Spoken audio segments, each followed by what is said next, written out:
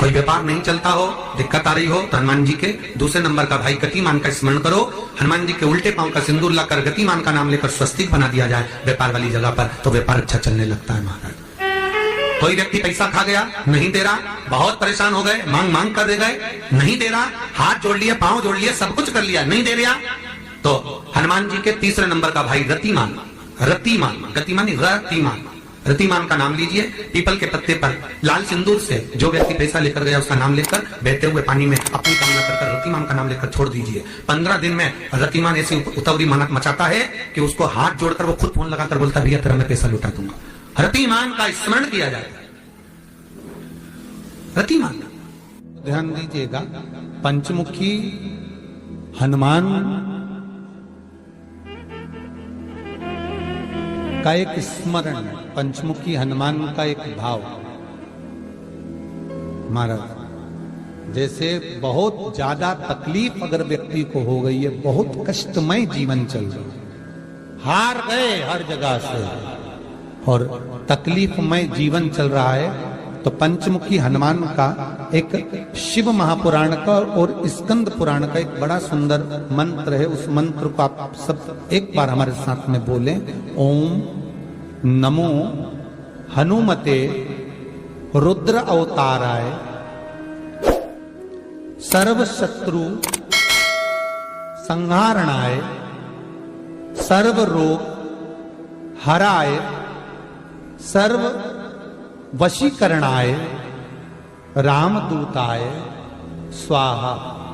बस इस मंत्र को हाथ में काली तिल लेकर, एक जौ लेकर और गूगल लेकर, थोड़ा सा उसमें गाय का घी डालकर, कंडे को या अग्नि को जलाकर इस मंत्र का 11 बार 21 बार जाप कर कर अपनी कामना कर कर छोड़ दीजिए। कैसा भी रोग हो, बीमारी हो, कष्ट हो, दुख हो, तकलीफ हो, 21 दिन के अंदर वो आनंद आना प्रारंभ कर देता है।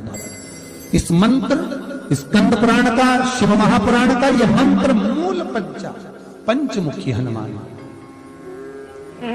सुख देंगे। और एक और चीज याद रखिए महाराज, यदि कोई काम के लिए जा रहे हो, कोई व्यापार के लिए जा रहे हो या नौकरी करने के लिए जा रहे हो और लगी नहीं रही, बहुत तकलीफ पा रहे हो, सर्विस ही नहीं लग रही, बहुत कष्टमय हो गया, तो निवेदन करूंगा 5 पीपल के पत्ते पर बेसन के 5 लड्डू घर में बने हुए, गाय के घी के 5 लड्डू रख लो। उस लड्डू के बीचों बीच एक आटे का दिया और उसमें तिल्ली का तेल डालकर इसी मंत्र का प्रयोग कर कर पंचमुखी हनुमान का किसी भी हनुमान के मंदिर में जाकर, दक्षिण मुखी हनुमान के मंदिर में जाकर उसको रख कर आ जाइए। इसके बाद आप उस काम के लिए जाइए, आपका काम सफल हो जाएगा। आपको किसी को नहीं कहना पड़ेगा कि हाथ जोड़ना नहीं पड़ेंगे, किसी के पांव नहीं पड़ना पड़ेंगे, तुरंत काम होगा। बस इस मंत्र का स्मरण कर कर पंचमुखी हनुमान का भूतेश्वर जो मंत्र है वो सुख देने वाला। आंकड़े के पत्ते की जो माला होती है, ये माला कार्य की सिद्धि के लिए होती है। इसमें एक एक आंकड़े के पत्ते पर सीताराम लिखा जाता है। मात्र एक पत्ता ऐसा होता है जिस पत्ते पर सीताराम नहीं लिखा जाता। 108 पत्ते में से एक पत्ता, बस उस पत्ते को हथेली में रखकर उल्टा हाथ आपको रखना है और अपनी कामना कर कर उस पत्ते को बांध देना है। ये जरूरी नहीं है कि 25 के बाद बांधो, 50 के बाद बांधो या 100 के बाद बांधो, आपकी मर्जी पड़े। उस खाली पत्ते को कहीं पर भी बांध दीजिए और उस माला को अपनी कामना कर कर श्री हनुमान जी महाराज को समर्पित कर दीजिए। महाराज इसके लिए कोई तिथि, कोई दिन, कोई वार निश्चित नहीं है। बस ये माला जब हनुमान जी को चढ़ जाए तब एक घी का और एक तेल का दिया हनुमान जी के सम्मुख में लंबी बाती का लगा देना महाराज, और अपनी कामना कर कर आप आ जाइए।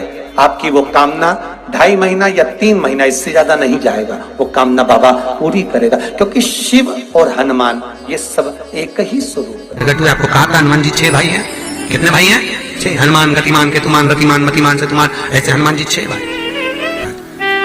कोई व्यक्ति पैसा खा गया, नहीं दे रहा, बहुत परेशान हो गए, मांग मांग कर दे गए, नहीं दे रहा, हाथ जोड़ लिए, पांव जोड़ लिए, सब कुछ कर लिया, नहीं दे रहा, तो हनुमान जी के तीसरे नंबर का भाई रतिमान, रतिमान, गतिमान रतिमान, रतिमान का नाम लीजिए, पीपल के पत्ते पर लाल सिंदूर से जो व्यक्ति पैसा लेकर गया उसका नाम लेकर बहते हुए पानी में अपनी कामना कर रतिमान का नाम लेकर छोड़ दीजिए। 15 दिन में रतिमान ऐसी उतावली मचाता है कि उसको हाथ जोड़कर वो खुद फोन लगाकर बोलता है भैया तेरा मैं पैसा लौटा दूंगा। रतिमान का स्मरण किया जाता है। रतिमान का कोई व्यापार नहीं चलता हो, दिक्कत आ रही हो, हनुमान जी के दूसरे नंबर का भाई गतिमान का स्मरण करो।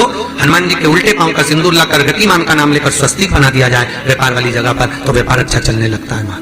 घी का दिया लगाइए अगर चालीसा का पाठ कर रहे हो हनुमान जी का, और बहुत ज्यादा संकट है, बहुत ज्यादा परेशानी है, तो हनुमान चालीसा का पाठ करो तो तिल्ली के तेल का दिया लगाओ, काली तिल के तेल का दिया, तिल का तेल का दिया हनुमान जी के सामने आसन बिछाकर।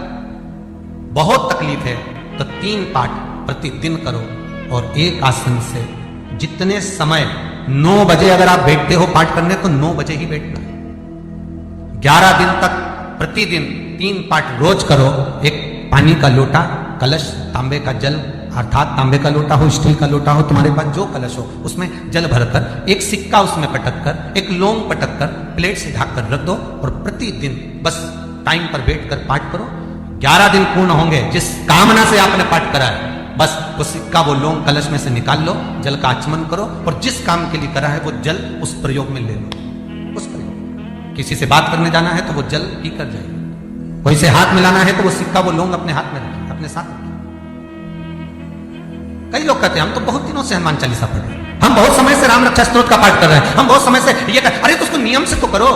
हनुमान चालीसा का प्राकट्य केवल एक दिल से की गई स्तुति, हनुमान जी महाराज की स्तुति, राम जी महाराज की स्तुति तुलसीदास जी ने केवल दिल से करी थी, केवल मन से। और ये नहीं कहते कि हनुमान चालीसा पढ़ोगे तभी भगवान, नहीं, आप दिल से अगर भगवान को पुकार लीजिए, आप दिल से पुकारो उसको, वो आएगा, वो प्राप्त होगा हमारा और मिलेगा। उसके मिलन में देरी नहीं हो सकती महाराज, उसके मिलने में कोई चूक नहीं हो सकती, बस मन से पुकार। चढ़ाओ एक लोटा जल। कभी कभी अगर ऐसा लगे जीवन में कि दुख बहुत ज्यादा आ गया है, बहुत तकलीफ आ गई है, तो लाल चंदन को घिसकर उस लाल चंदन का लेपन भगवान शंकर पर कर कर फिर पानी चढ़ाओ। अगर कोई संकट भारी है और निकट रहा, जैसे किसी नारी का गर्भ नहीं ठहर रहा, 15 साल हो गए, 20 साल हो गए, 25 साल, जैसे इसने लिखा एक माता ने कि 18 साल की बेटी हो गई थी पर संतान में पुत्र नहीं, तो उसने भाव से कथा सुनी। ऐसे आपके भीतर अगर 20 साल हो गए, 25 साल हो गए, 30 साल हो गए, संतान का सुखी नहीं है, लाल चंदन का लेपन बाबा भोलेनाथ पर करना प्रारंभ करो, पीठिका पर लाल चंदन का लेपन करना प्रारंभ करो, लाल चंदन से बाबा का श्रृंगार करना प्रारंभ करो। एक बेलपत्री पर लाल चंदन, दोनों पत्ती नीचे वाली, जो